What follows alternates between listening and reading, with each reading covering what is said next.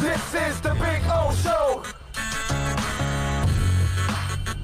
This is the Big O Show.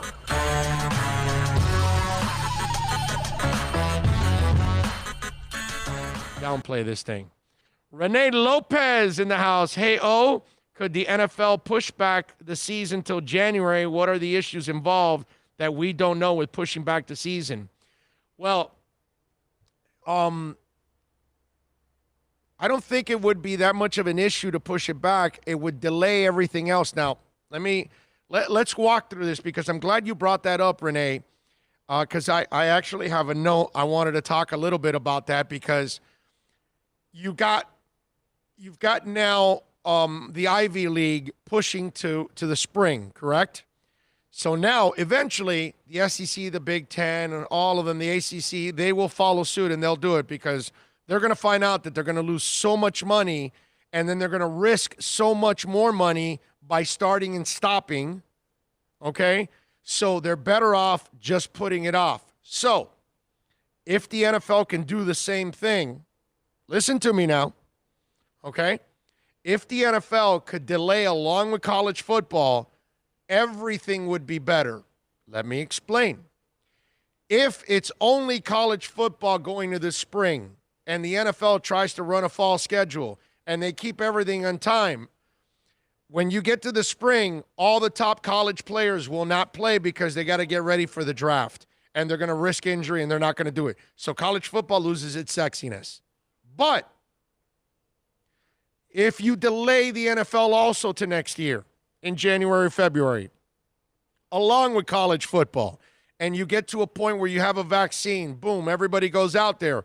Now you can have a full college football season, a full NFL season, and then when they're both over, you can then go through the college process of the draft. You can even have your bowl games. And then have the draft in the summer. You can push it back a little bit. And you can have the draft and then start going into the training camps if you want to do all of that. You know, that might be the way you go about this. But if college football is delayed to the spring and the NFL isn't, college football is going to get ruined next year or this season. This season's college football, you'll lose all the top players. Now, and you will, here's another thing to think about with college football that a lot of people won't think about. So you lose your top players in the spring, all right? Follow me on this. So now that means a lot of your juniors and sophomores and some of your freshmen are going to play. And it also means that they've got to carry an entire college football season, have a very short off season, and start again in the fall.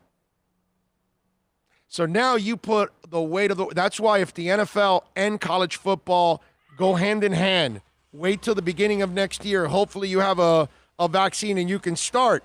You can now have your seniors play, all the top juniors play, college is sexy, and everything is normal, and you don't put a burden on your younger guys who then have to turn it around and come back right away, which, as you all know, that's going to risk even more injury.